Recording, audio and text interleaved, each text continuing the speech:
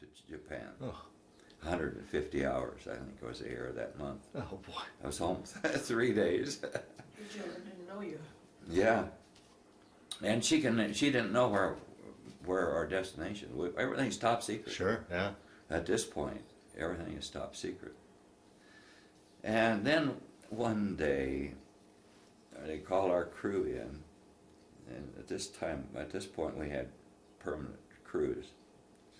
It was pilot and co-pilot, and actually had a navigator, radio operator, and 2 flight engineers, and 4 air policemen that stayed with our crew, because when we were on the ground, they guarded the airplane. And a liaison officer, a lieutenant that was in charge of the weapons. If we had weapons aboard, he was in charge. And he had to, his life was connected to the weapon. If the weapon went out, he went with it. That was his thing, never to be separated from his weapon. And unless he was, when we were, if the air police were guarding it, he could be out of, but otherwise that was his weapon. He was responsible for it. So anyway, our crew was called in, and they said, "You're going on have a special mission." And at this time, we're not disclosing any particulars about it. You will be flying locally for the next maybe 4 weeks, and our business as usual. And you are not to mention this to anyone, any time, to anyone about this. This is it. They will. Your aircraft commander will call you. You will report to the airplane and depart. Just like on 24-hour call with no set. Yeah, and no one will know where you are headed. And story is that it's a top secret mission, and meantime we're going to run a second background clearance on each of you. We already had top secret clearances, but you will have another background clearance. So that's what happened, and then one day the aircraft commander called. We go down, get on our airplane, and file a flight plan for Nellis Air Force Base in Las Vegas. So we land at and that's not our destination, but no one at Hill was to know our destination. So we filed for there, and we landed at Nellis, changed the flight plan for Lockheed Burbank in Los Angeles.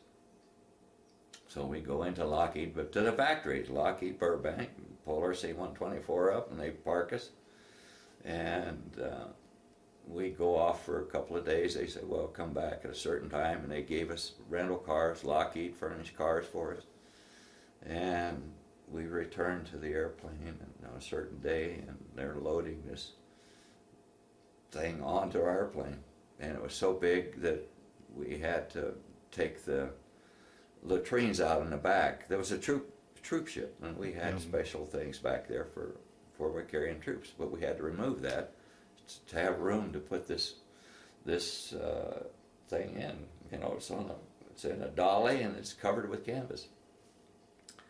So we load it, and there's a major shows up from Air Force headquarters and gets in the right seat, and we take off. We don't know what's happening. We just loaded up.